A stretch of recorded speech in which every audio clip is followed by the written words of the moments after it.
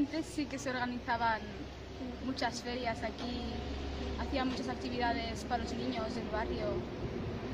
Y sí, ahora ya no hacen, ya no hacen. De repente se desapareció la asociación y ya está. No hubo ninguna explicación. Antes se hacían todo. Aquí no hay futuro. Aquí no hay nada.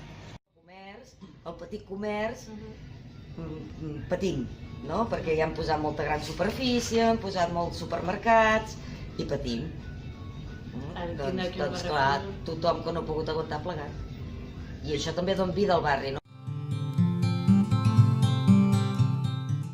I això és el que està passant, entenc jo, al meu entendre, que no em dedico a això, no? Una mica, doncs, això, l'envelliment de la població, la migració de la població autòctona d'aquí i l'arribada d'una nova població. Crea una nova configuració de la societat, no? Amb unes necessitats diferents.